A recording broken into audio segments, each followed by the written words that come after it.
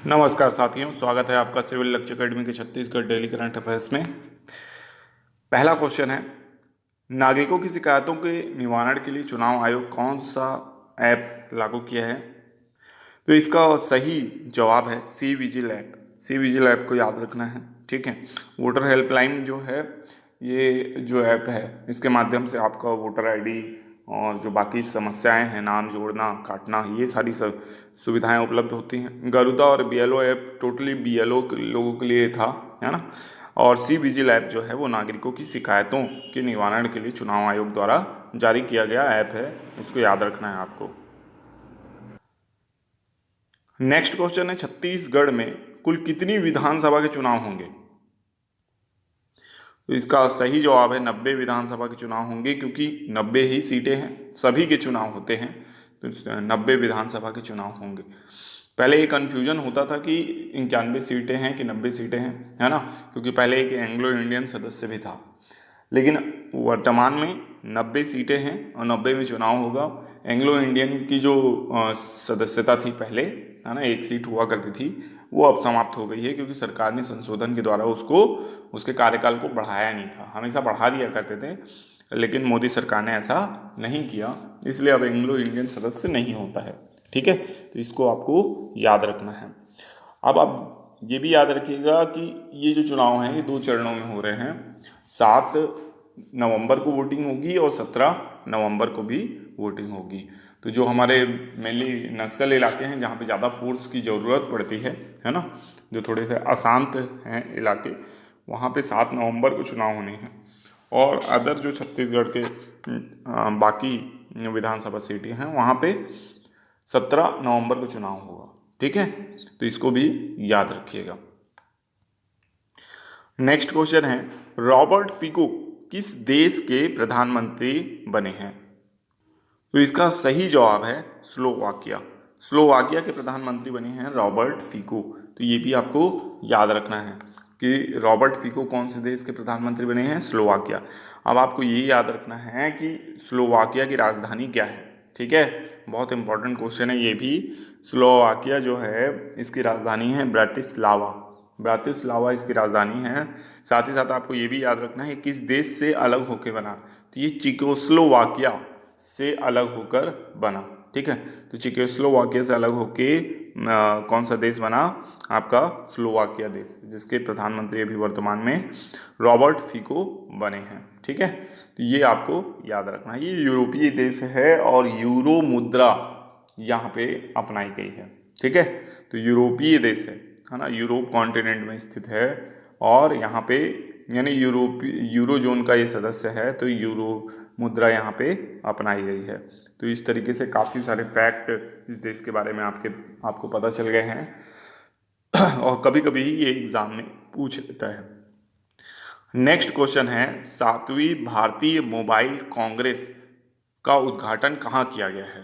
तो इसका जवाब आप लोग दे सकते हैं कमेंट बॉक्स में, क्योंकि ऑप्शन देखते ही आपको समझ जाना चाहिए कि इसका आयोजन कहाँ किया गया होगा।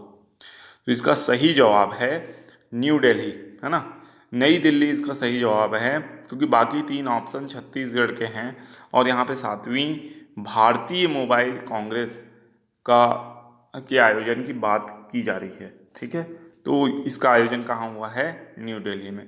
तो ऑप्शन काट के ये आसानी से आपसे बनना चाहिए क्वेश्चन, ठीक है।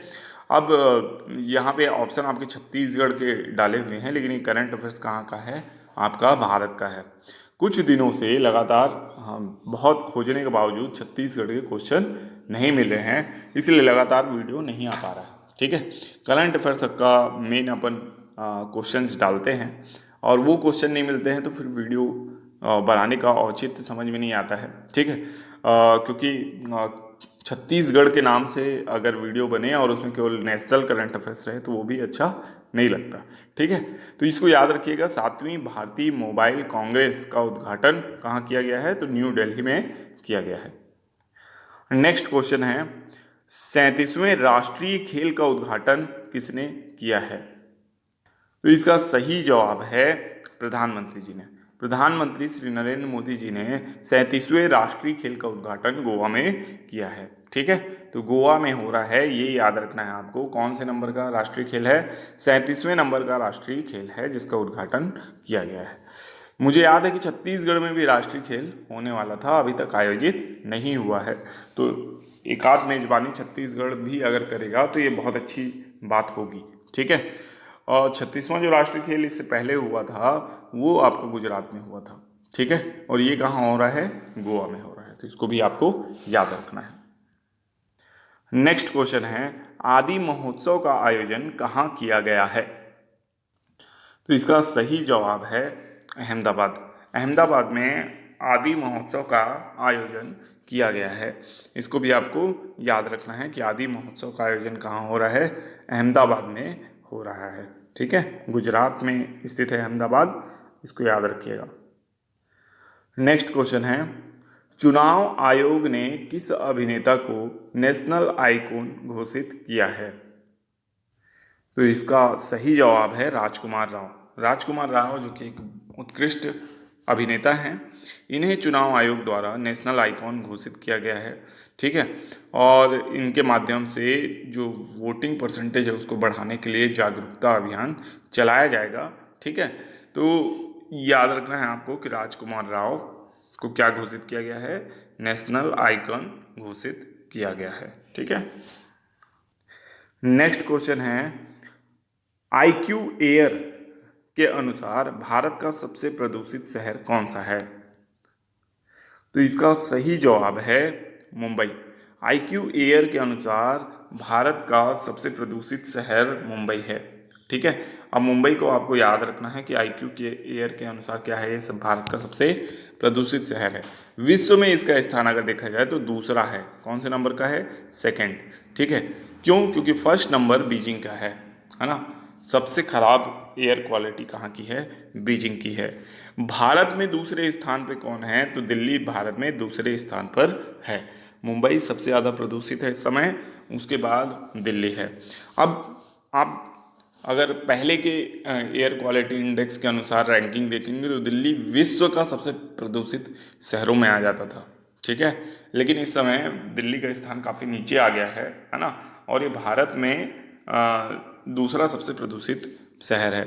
इसके लिए कहीं ना कहीं सरकार की नीतियाँ जिम्मेदार हैं। जिस तरीके से दिल्ली में EV पॉलिसी को अपनाया गया है, CNG को अपनाया गया है, मेट्रो रेल की सुविधा जिस तरीके से वहाँ विस्तारित की गई है, इन सब का दीर्घकालिक इफेक्ट अब दिखना शुरू हुआ है और लगातार सरकार इस क्षेत्र में काम कर रही है।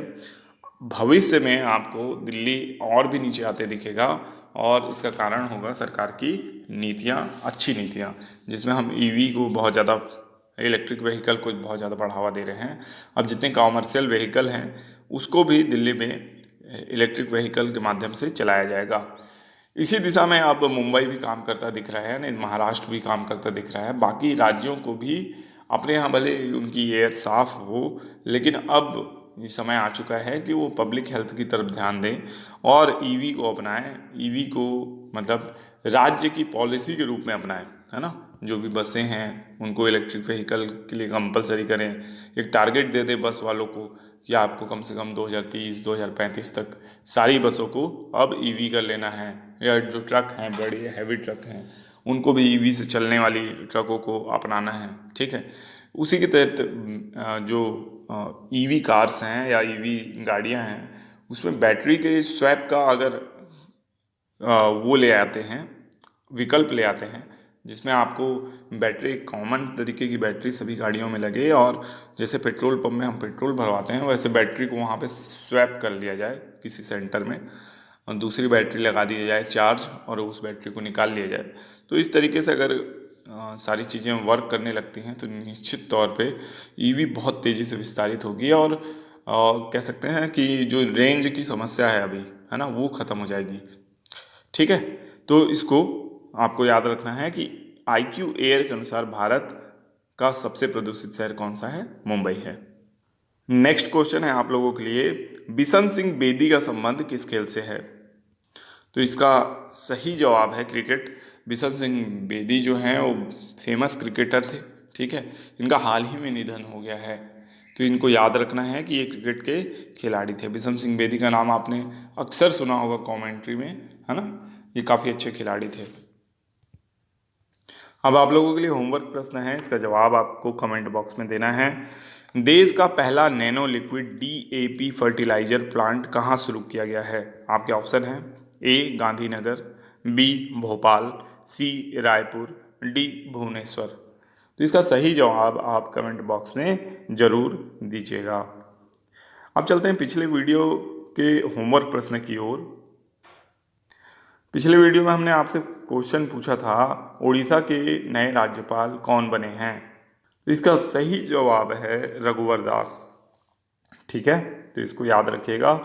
अब देखेंगे कुछ रिवीजन प्रश्न। जीरो प्रोजेक्ट किसके या किससे संबंधित है? इसका सही जवाब है देश के वीर जवानों से संबंधित कार्यक्रम एवं सम्मान। तो देश के वीर जवानों से संबंधित कार्यक्रम चलाया गया है 3.0 में। इसके तहत जो देश के वीर जवान हैं उनसे संबंधित सारी जानकारी बच्चों को जो है दी जाएगी, है ना। 12th तक के बच्चों को ये जानकारी दी जाएगी और उससे संबंधित विभिन्न कार्यक्रम कराए जाएंगे और उन्हें सम्मानित किया जाएगा। तो काफ़ी अच्छी पहल है, जिससे कि महापुरुषों के बारे में हमें, अपने जो स्वतंत्रता सेनानी रहे उनके बारे में बहुत अच्छी जानकारियाँ प्राप्त हो सकेंगी और रचनात्मक तरीके से ये कार्यक्रम हो पाएगा। तो इसको याद रखना है, ये देश के वीर जवानों से संबंधित कार्यक्रम और सम्मान है। नेक्स्ट क्वेश्चन है, मुख्यमंत्री स्वल्पाहार योजना किस जिले में लागू किया गया है? तो इसका सही जवाब है सुकमा जिले में। सुकमा जिले के छिंदवाड़ा विकास खंड से यह प्रोजेक्ट चालू किया गया है, जिसमें मुख्यमंत्री स्वल्पाहार योजना है। ठीक है, इसके तहत नाश्ता प्रदान किया जाएगा बच्चों को। ठीक है, ऐसी कई योजनाएं राज्य सरकार ने पहले भी बनाई हैं। अब छिंदगढ़ विकास खंड में इसे पुनः लागू करने का प्रयास किया जा रहा है, जिसके तहत नाश्ता प्रदान करने का कार्य किया जाएगा। नेक्स्ट क्वेश्चन है, लॉस एंजल्स ओलंपिक 2028 में किस खेल को शामिल किया गया है? तो इसका सही जवाब है क्रिकेट। क्रिकेट को पुनः शामिल किया जा रहा है लॉस एंजल्स ओलंपिक 2028 में। ठीक है, तो भारत की पदक जीतने की संभावनाएं और भी ज़्यादा बढ़ जाएंगी अगर क्रिकेट इसमें शामिल हो जाएगा। तो स्वर्ण, रजत या कांस्य में से एक पदक हम जीतने की कोशिश कर सकेंगे इसमें। ठीक है, तो इसको याद रखना है। और हाल ही में जो आपका एशियाई खेल हुआ था उसमें महिला एवं पुरुष टीम क्रिकेट ने बिल्कुल स्वर्ण पदक जीता था, है ना। तो इसको भी आपको याद रखना है। लॉस एंजल्स ओलंपिक जो 2028 है, ये कहाँ हो रहा है? तो यूएसए के लॉस एंजलिस शहर में आयोजित हो रहा है। क्रिकेट की बात की जाए तो 1900 में ओलंपिक में इसे पहली बार शामिल किया गया था, बाद में इसे निष्कासित कर दिया गया था, यानी क्रिकेट को हटा दिया गया था। अब पुनः क्रिकेट को शामिल किया जा रहा है ओलंपिक खेलों में। नेक्स्ट क्वेश्चन है, भारत में वर्तमान में कितनी नवरत्न कंपनियां हैं? ठीक है, तो इसका सही जवाब है 16 नवरत्न कंपनियां हैं भारत में। इसको याद रखना है। अभी राइट्स और इरकॉन को इसमें शामिल किया गया है। रेलवे की कंपनियां हैं, है ना, इन्हें शामिल कर लिया गया है। नवरत्न कंपनियां बहुत इंपॉर्टेंट है। नवरत्न कंपनी में दर्जा पाने के लिए ज़रूरी है कि जो कंपनी नवरत्न में शामिल की जा रही है वो मिनी रत्न का दर्जा प्राप्त कर चुकी हो, उसके बोर्ड में 4 स्वतंत्र एग्जीक्यूटिव हों, है ना। और इसके अलावा जो उसका टर्नओवर है वो भी बहुत बढ़िया होना चाहिए। उसके लिए भी अमाउंट डिसाइड रहता है ना। 15,000 करोड़ पहले था, अभी पता नहीं। तो उतना टर्नओवर भी होना चाहिए। मार्केट कैपिटलाइजेशन का भी को भी देखा जाता है। तो इस तरीके से कई सारे पॉइंट्स को इसको में देख के फिर नवरत्न कंपनी बनाया जाता है किसी कंपनी को।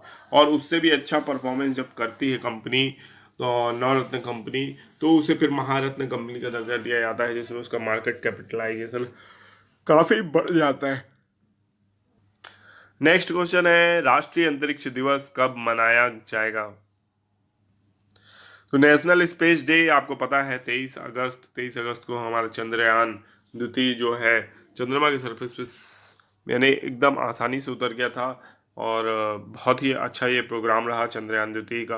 और इसके तहत हमने रोवर भी उतारा, रोवर मूव भी किया, प्रज्ञान रोवर था और विक्रम लैंडर, है ना। तो इसको याद रखना है। और हालांकि वो स्लीपिंग मोड से अभी तक जागृत नहीं हो पाया, वो अलग बात है, लेकिन हमने बहुत ही अच्छा प्रोजेक्ट चलाया, है ना। और राष्ट्रीय अंतरिक्ष दिवस उसकी याद में 23 अगस्त को मनाया जाएगा, तो इसको भी याद रखना है। नेक्स्ट क्वेश्चन है, वैश्विक पेंशन सूचकांक 2023 में भारत की रैंक क्या है? तो इसका सही जवाब है, भारत की रैंक है 43। तो इसको भी याद रखना है आपको। वैश्विक पेंशन सूचकांक 2023 में भारत की रैंक 43 है, तो याद रखिएगा। भारतीय वन खेल कूद प्रतियोगिता में छत्तीसगढ़ ने हाल ही में कौन सा स्थान प्राप्त किया? तो इसका सही जवाब है पहला स्थान प्राप्त किया। तो अखिल भारतीय वन खेल कूद प्रतियोगिता में छत्तीसगढ़ राज्य ने बहुत ही अच्छा प्रदर्शन किया है, सर्वश्रेष्ठ प्रदर्शन बोला जा सकता है इसे, और पहला स्थान इसमें प्राप्त किया है। तो इस बात को आपको याद रखना है, ठीक है। नेक्स्ट क्वेश्चन है, 37वें राष्ट्रीय खेलों में कितनी विधाओं को शामिल किया जाएगा? तो इसका सही जवाब है 43 विधाओं को शामिल किया जाएगा, ठीक है।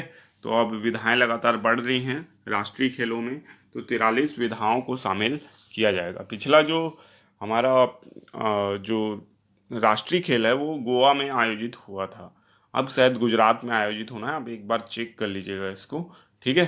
तो 37वें राष्ट्रीय खेलों में 43 विधाओं को शामिल किया जाना है। नेक्स्ट क्वेश्चन है, अंतर्राष्ट्रीय बालिका दिवस कब मनाया जाता है? तो इसका सही जवाब है 11 अक्टूबर को।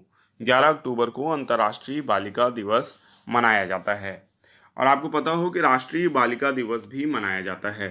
तो राष्ट्रीय बालिका दिवस 24 जनवरी को मनाया जाता है, ठीक है।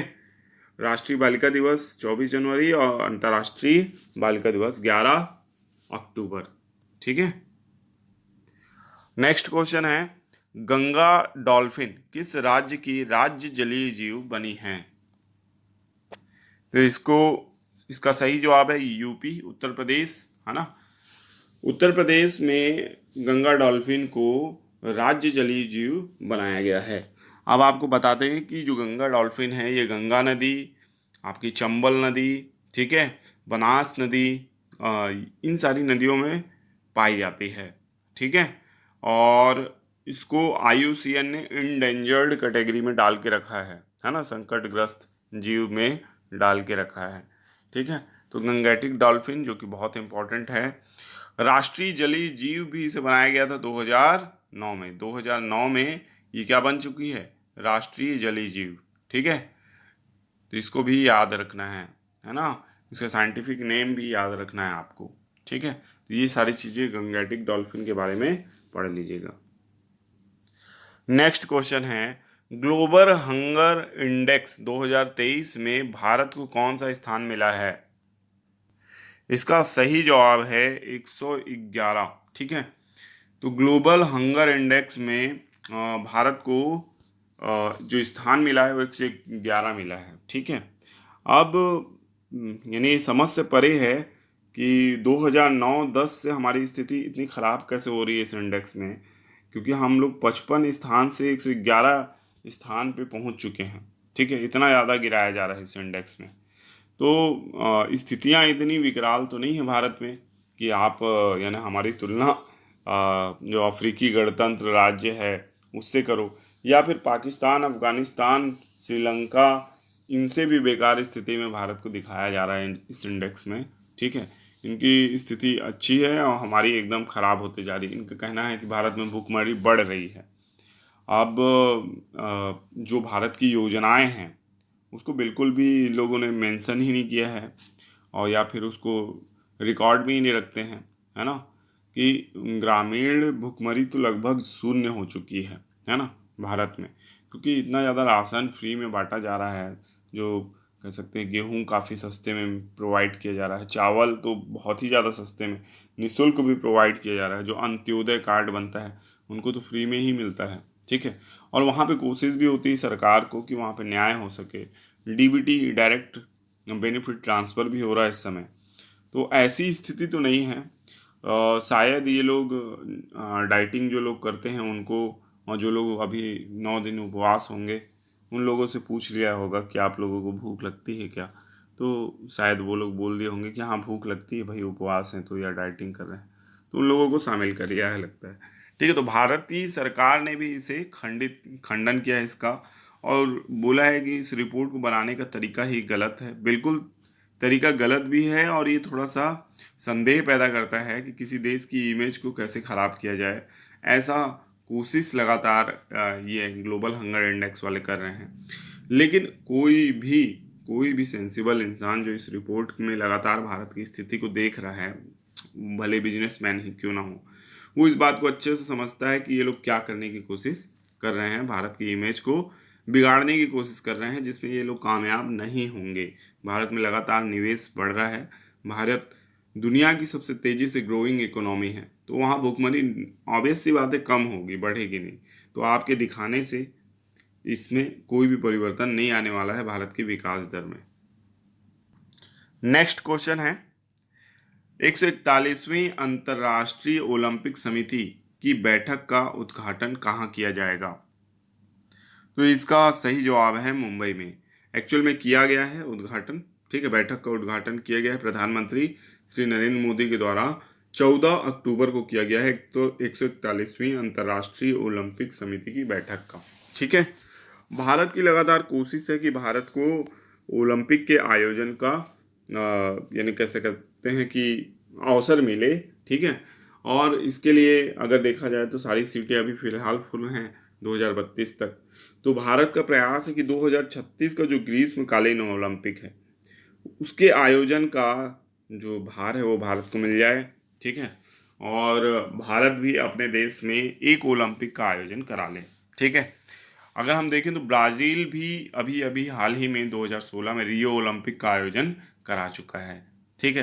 तो बिल्कुल भारत का भी इसमें हक बनता है। हम बड़े खेलों का आयोजन करा चुके हैं, जैसे राष्ट्रमंडल खेल का आयोजन करा चुके हैं। एशियाई खेलों का कई बार हमने आयोजन कराया है। वर्ल्ड लेवल का अगर देखें तो वर्ल्ड कप हमारे यहाँ आयोजित हो ही रहा है, ठीक है। हाँ, ओलंपिक के लिए हमको इंफ्रास्ट्रक्चर बहुत ज़्यादा बनाना पड़ेगा, तो वो बना लेगा, भारत के पास टाइम रहेगा, है ना। अगर अभी से डिक्लेयर हो जाता है कि 2036 का ओलंपिक हम अपने यहाँ करेंगे, तो निश्चित तौर से हमने फिर उसके लिए तैयारी अभी से शुरू कर देनी है ना। और जैसे कि हमने G20 का सफल आयोजन कराया है, वैसे ही जो 141वें अगर ओलंपिक में ये फैसला लिया जाता है कि 2036 का ओलंपिक भारत में हो, तो फिर हम इस पे भी कार्य मामले में 100 दिन का रोजगार देने के मामले में छत्तीसगढ़ का देश में कौन सा स्थान है?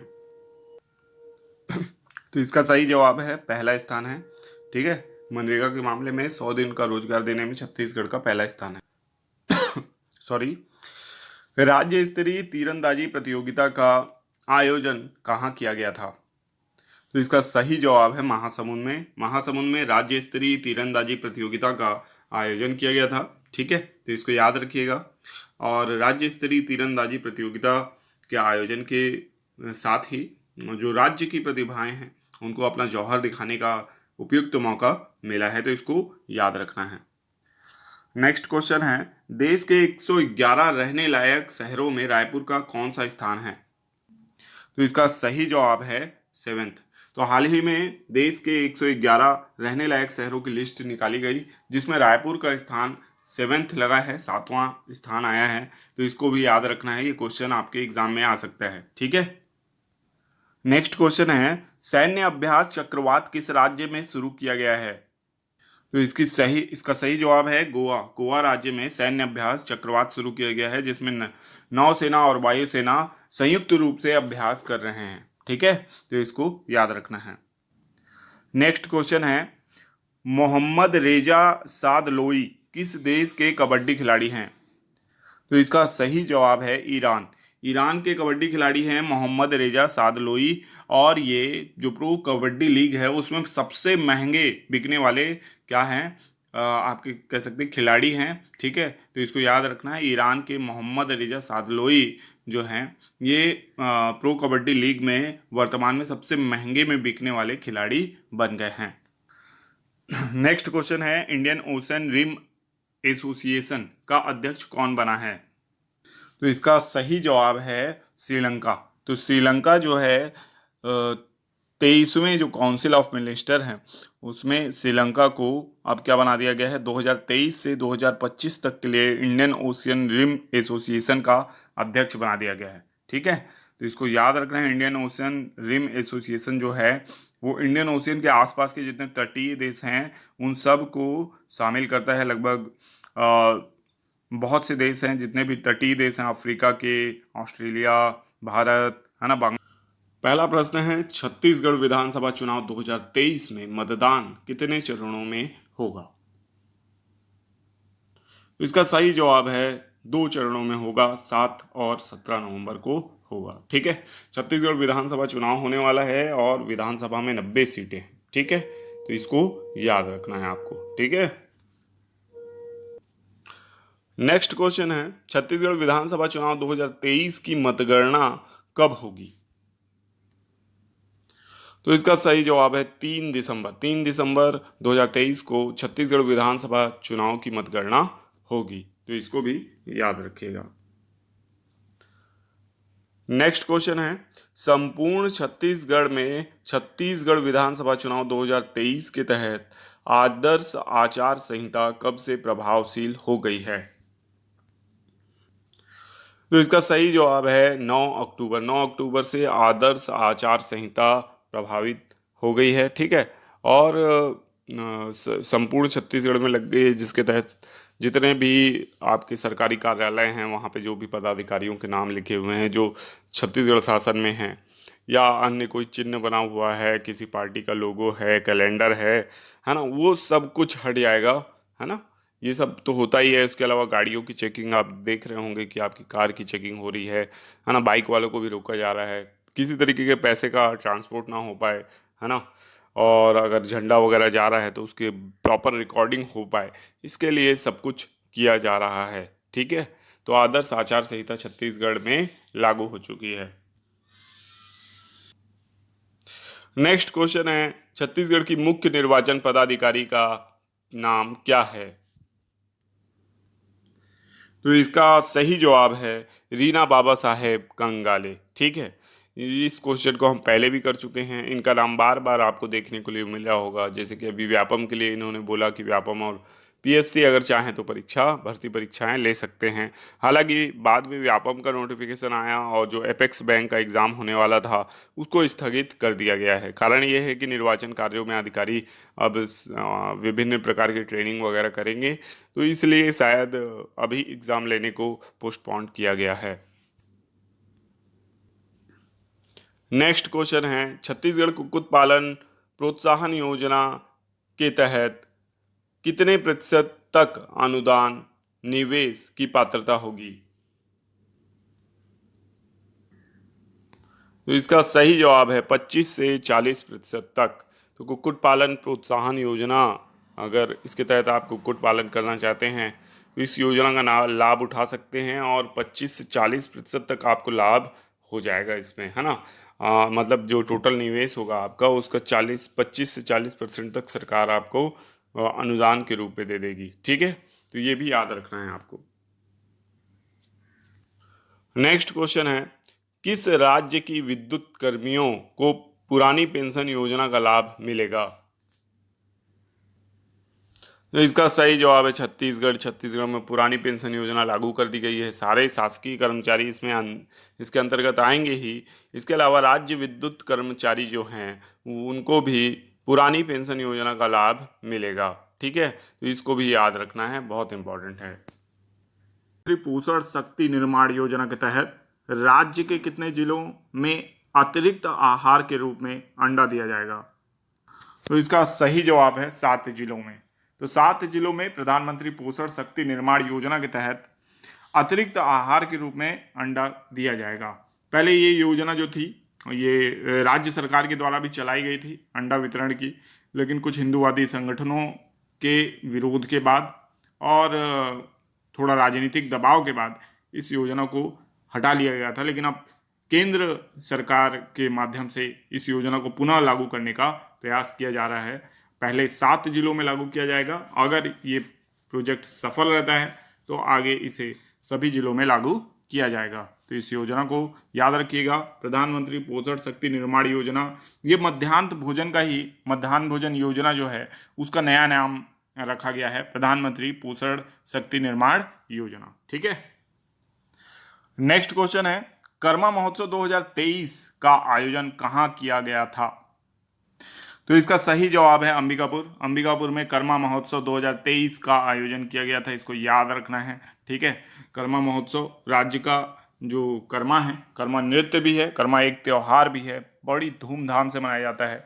ये एक कृषि आधारित त्योहार है, आप मान सकते हैं, है ना। कर्म देवता को मनाने के लिए ये त्योहार किया जाता है, उनकी पूजा आराधना के लिए ये त्योहार मनाया जाता है।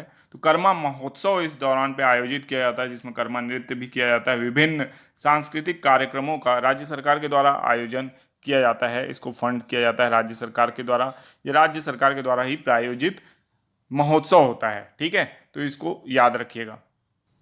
नेक्स्ट क्वेश्चन है, किस नगर निगम को प्रधानमंत्री आवास योजना के तहत बेस्ट परफॉर्मेंस अवार्ड प्राप्त किया या प्राप्त हुआ है? तो इसका सही जवाब है रायगढ़ नगर निगम। तो रायगढ़ नगर निगम ने प्रधानमंत्री आवास योजना का क्रियान्वयन उत्कृष्ट तरीके से किया है, इस कारण इसे बेस्ट परफॉर्मिंग अवार्ड मिला है।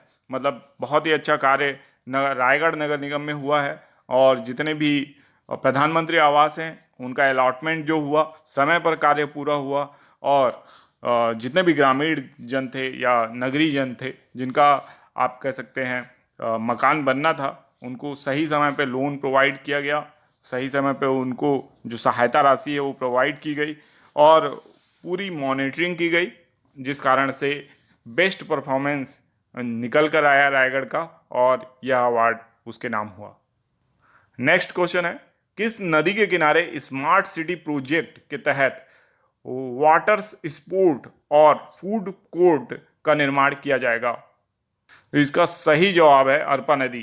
तो आपको पता है कि अरपा नदी जो कि खोंडी खोंगसरा की पहाड़ी से निकलती है, इसकी लंबाई लगभग 100 किलोमीटर है, और ये बिलासपुर शहर से होकर गुजरती है, बिलासपुर शहर के लगभग मध्य से होकर गुजरती है, और इसके किनारे पर जो कह सकते हैं हम जो घाट का निर्माण है, अब वो कह सकते हैं पूरा रूप लेता नजर आ रहा है, और इतना अच्छा यानी लोकेशन वहाँ का हो गया है। आप अगर जाके देखेंगे तो काफ़ी बदलाव आया है इस नदी में। अब प्रॉपर यानी जल रहता है, पानी रहता है। एक समय अरपा यानी सूखी नदी के नाम से विख्यात हो गई थी, है ना, लेकिन वर्तमान में जल भरपूर मात्रा में इसमें रहता है।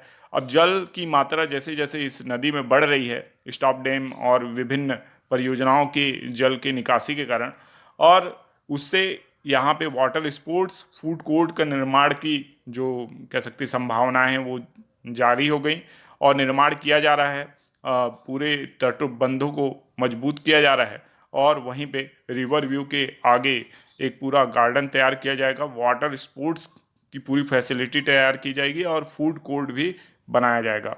एक तरीके से कह सकते हैं कि ये जो प्रोजेक्ट है ये सिंगापुर से प्रेरित है, और एक समय जब कहा जाता था कि जो बिलासपुर शहर है उसकी जो अरपा नदी है उसको सिंगापुर की तर्ज में विकसित किया जाएगा, तो लोगों को विश्वास नहीं होता था, लेकिन अब होते हुए कार्य को देखकर लोग ये कह सकते हैं कि हाँ उसी तर्ज पे कार्य हो रहा है, और निश्चित तौर पर एक दिन ये अरपा जो नदी है उसका तट उसी तरीके से हमको परिणित होते दिखाई देगा। नेक्स्ट क्वेश्चन है, छत्तीसगढ़ के किस जिले में महुआ प्रोसेसिंग प्लांट की स्थापना की जाएगी? तो इसका सही जवाब है बस्तर। ठीक है, तो महुआ प्रोसेसिंग प्लांट की यहाँ स्थापना की जाएगी। तो आप महुआ को तो बहुत अच्छे तरीके से जानते होंगे। तो महुआ का प्रोसेस किया जाएगा, तो आप जानते हैं महुआ का प्रोसेस करके क्या बनेगा? हाँ, दवाइयाँ बनेंगी जी, औषधि बन जाएगी, है ना। आप जो सोच रहे हैं वैसा नहीं है, केवल दारू नहीं बनती है, औषधियाँ भी बनती हैं, खाने पीने का सामान भी बनता है। ठीक है, तो महुआ बहुत ज़्यादा हमारी संस्कृति से जुड़ा हुआ है। छत्तीसगढ़ में महुए का बहुत ज़्यादा उपयोग होता है, विभिन्न प्रकार के पकवान बनते हैं, ठीक है, पेय पदार्थ बनता है, और महुआ से औषधियाँ भी बनाई जा रही हैं। अगर छत्तीसगढ़ हर्बल का प्रोडक्ट आपने यूज़ किया होगा तो उसमें महुआ के जो कह सकते हैं चॉकलेट वगैरह है, बर्फ़ी वगैरह है, वो भी बनाई गई है, और महुआ की बहुत सारे मिष्ठान भी उसमें बनाए गए हैं, है ना, और उसका उपयोग किया जा रहा है। महुआ कहते हैं पाचन के लिए काफ़ी अच्छा होता है महुए का उपयोग। ठीक है, तो उससे औषधियाँ भी बनाई जा रही हैं। नेक्स्ट क्वेश्चन है, मुख्यमंत्री सुगम महाविद्यालय योजना का शुभारंभ कब किया गया है? तो इसका सही जवाब है 7 अक्टूबर। 7 अक्टूबर की डेट को याद रखिएगा। मुख्यमंत्री सुगम महाविद्यालय योजना जो है, इसकी शुरुआत की गई है। अब इस योजना का नाम सुगम महाविद्यालय मतलब क्या है? ये योजना मुख्यतः जो मुख्यमंत्री का जो युवा सम्मेलन हुआ था, है ना, युवाओं से भेंट मुलाकात जो कार्यक्रम किए थे, उसमें बहुत से छात्रों ने मांग रखी थी कि हमको कॉलेज जाने के लिए सुविधा प्रदान की जानी चाहिए, बस की सुविधा। तो निःशुल्क बस की सुविधा भी प्रदान की गई है और यानी किफ़ायती दर पे जो किराए की सुविधा भी इस योजना के तहत प्रदान की गई है। अब महाविद्यालय के लिए जो बस चला करेंगी स्पेशल स्टूडेंट्स के लिए, और स्टूडेंट्स उसमें आसानी से आ जा सकेंगे, ठीक है ना। तो ये योजना है मुख्यमंत्री सुगम महाविद्यालय योजना, तो इसको याद रखना है आपको, है ना। और ये 7 अक्टूबर 2023 से प्रारंभ की गई है। तो अभी तो योजनाओं की झड़ी लगी हुई है, विभिन्न पोस्ट भी आपको देखने को मिल रही हैं कि बहुत सारी पोस्ट आई हैं, जैसे छात्रावास अधीक्षक की पोस्ट आ गई है ना। आपका प्रयोगशाला तकनीशियन की परिचायक की पोस्ट आ गई है ना। कृषि विभाग में भी कुछ कृषि विपणन सचिव, कनिष्ठ सचिव, वरिष्ठ की पोस्ट आई हुई है। पुलिस विभाग में आरक्षक की पोस्ट आई हुई। तो इस तरीके से बहुत सारी पोस्ट भी इस दौरान लॉन्च कर दी गई है ना। तो सभी का आप फॉर्म भरिए और प्रतियोगी परीक्षाओं की तैयारी कीजिए बढ़िया से, है ना। और फॉर्म भी फ्री में है ना, लेकिन फॉर्म भरिए तो एग्ज़ाम देने जरूर जाइए, शासन का नुकसान ना हो इस कारण। नेक्स्ट क्वेश्चन है, हाल ही में इजराइल पर 5000 रॉकेट से हमला करने वाले आतंकी संगठन का नाम क्या है, या कौन सा आतंकी संगठन है? तो इसका सही जवाब है हमास, ठीक है। तो ये हमास एक ग्रुप था, पहले ग्रुप के नाम से जाना जाता था, लेकिन इसकी गतिविधियां इसे आतंकी संगठन के रूप में परिभाषित करती हैं। और ये संगठन मुख्यतः फिलिस्तीन के लिए लड़ाई लड़ता था और फिलिस्तीन राज्य की स्थापना के लिए, ठीक है। फिलिस्तीन राज्य की स्थापना के लिए मांग करना एक बात होती है, लेकिन किसी देश की पब्लिक पे 5000 रॉकेट गिरा देना दूसरी बात है, और ये बिल्कुल आतंक पैदा करने वाली बात है। इसलिए इसे अब आतंकी संगठन भारत सरकार ने भी बोलना शुरू कर दिया है। हमारे यशस्वी प्रधानमंत्री श्री नरेंद्र मोदी जी की ट्वीट में उन्होंने इस संगठन को आतंकी ग्रुप करार दिया है। इसी तरीके से यूएसए, कनाडा, फ्रांस, है ना, ब्रिटेन, इन सभी देशों ने इसकी घोर निंदा की है और इजराइल का सपोर्ट किया है, ठीक है। तो आप इजराइल का इतिहास अगर जानते हैं तो उसने लगातार फिलिस्तीन के क्षेत्र को कब्जा किया है, और हमास ने 5000 रॉकेट गिरा के एक्ट ऑफ वॉर डिक्लेयर कर दिया है। और इजराइल अब इस संगठन को छोड़ने वाला नहीं है। इजराइल की आप यानी गुप्तचर संस्था का नाम बहुत अच्छे से जानते होंगे, जिसका नाम मोसाद है। वो कभी अपने दुश्मनों को माफ़ नहीं करती।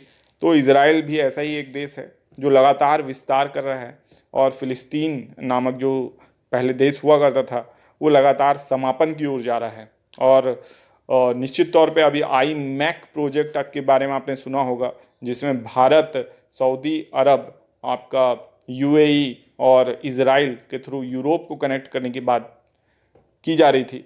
तो उसके तहत भी ये कह सकते हैं ये जियो पॉलिटिकल इवेंट हमास के द्वारा खेला गया है, ताकि उसको किसी तरीके से बाधित किया जा सके। लेकिन इसमें ये लोग कामयाब नहीं होंगे। इजराइल की फोर्स बहुत स्ट्रांग है ना, और अमेरिका का उसको पूरा सपोर्ट रहता है।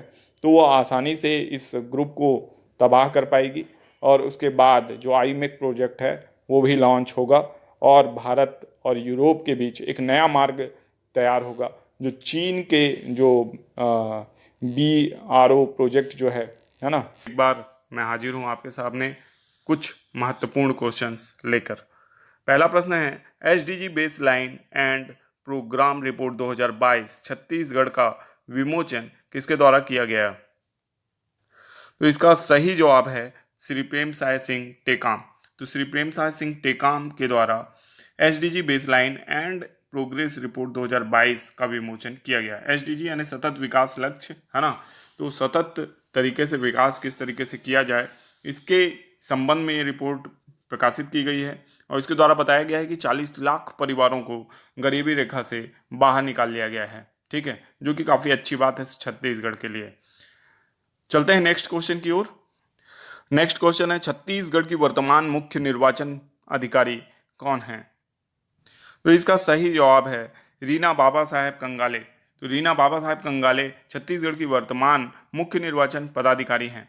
और आपको पता हो कि राज्य में संभवतः जल्द ही चुनाव होने वाले हैं और ये विधानसभा चुनाव होंगे, तो इसके लिए निर्वाचन आयोग की आवश्यकता होती है। इसमें निर्वाचन अधिकारी जो हैं रीना बाबा साहेब कंगाले हैं, है ना, तो इनका नाम याद रखना है।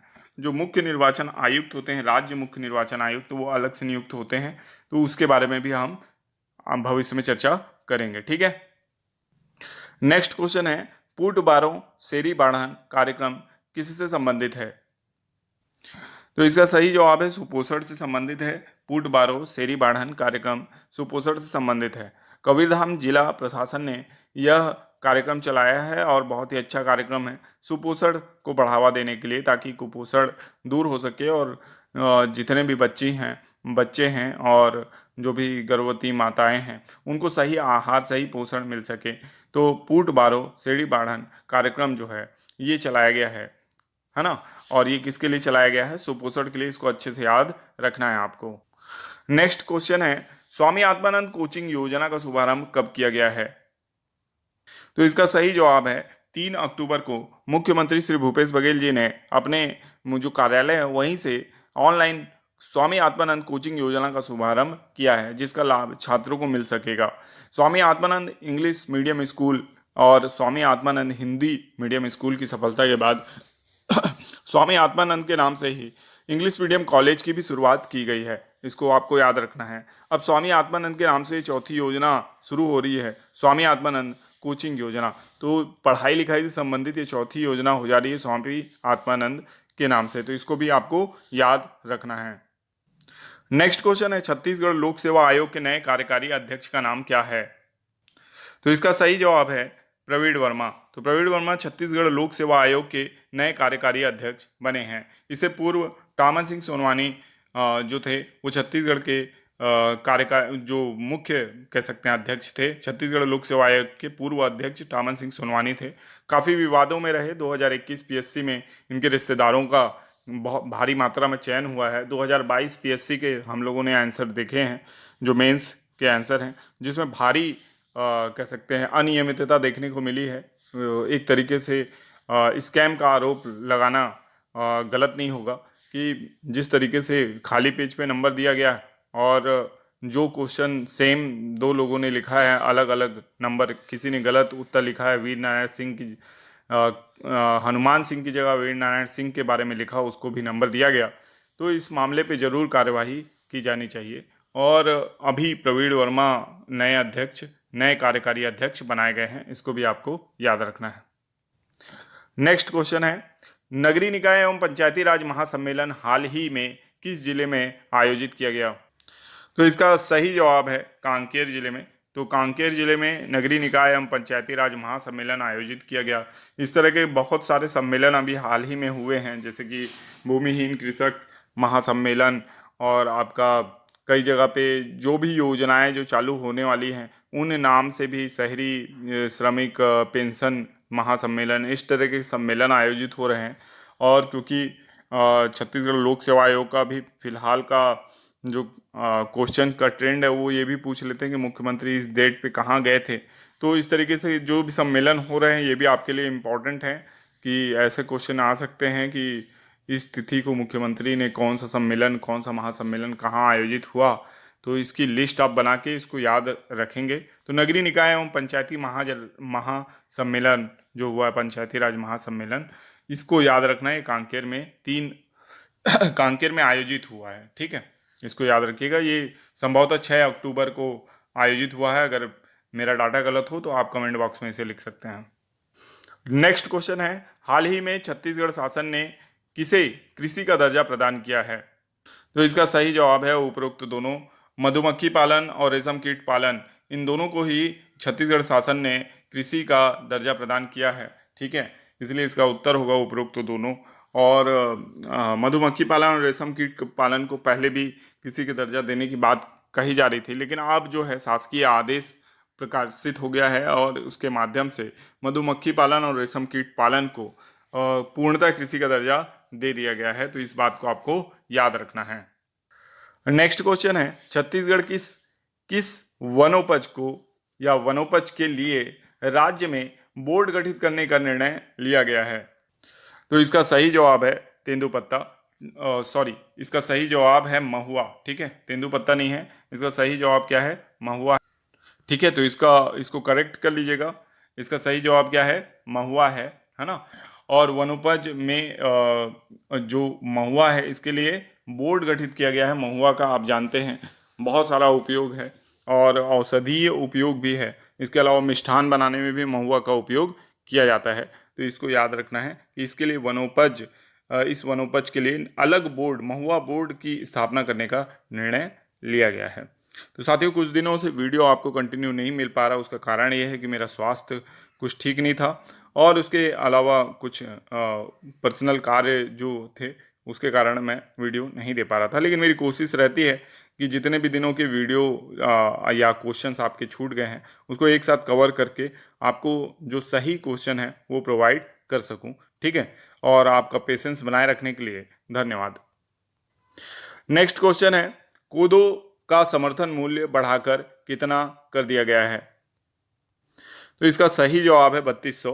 कोदो का समर्थन मूल्य जो कि पहले 3000 हुआ करता था, अब बढ़ाकर उसे 3200 रुपये कर दिया गया है। ठीक है, तो ये काफ़ी अच्छी बात है। कोदो के जो भी कृषक हैं जो कोदो उत्पादित करते हैं उनको इसका लाभ मिलेगा और 3200 रुपये में आप खरीदी की जाएगी। ठीक है, नेक्स्ट क्वेश्चन है, कुटकी का समर्थन मूल्य बढ़ाकर कितना किया गया है?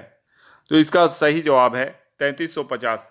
कुटकी का समर्थन मूल्य जो कि पहले 3100 हुआ करता था, उसका मूल्य 250 रुपये बढ़ाकर 3350 रुपये कर दिया गया है।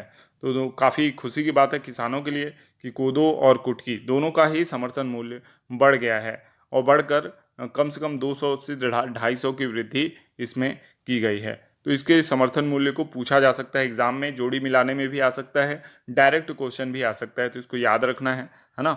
नोट्स आपको जरूर बनाना है, जो भी क्वेश्चंस आप पढ़ते हैं, कोई भी वीडियो मेरा करंट अफेयर्स या दूसरे का आप अगर पढ़ते हैं तो उसका नोट्स जरूर बनाइए, लिखिए और लिखकर उसको रिवाइज भी जरूर कीजिए। नेक्स्ट क्वेश्चन है, नोबेल शांति पुरस्कार 2023 किसे प्रदान किया गया है?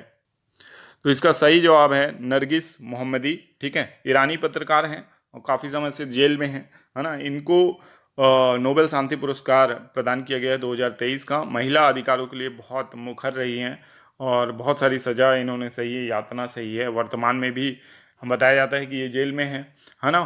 तो नरगिस मोहम्मदी को याद रखिएगा कि इनके प्रयासों के कारण इन्हें महिला अधिकारों के जो प्रयास इन्होंने किए हैं ईरान में रहते हुए, जो कि एक कह सकते हैं तानाशाही देश जैसा ही है, और वहाँ पे भी महिला अधिकारों के लिए लड़ना मामूली बात नहीं है और सरकार के खिलाफ, तानाशाही गवर्नमेंट के खिलाफ खड़े हो जाना एक कह सकते हैं मील का पत्थर वाली बात है। तो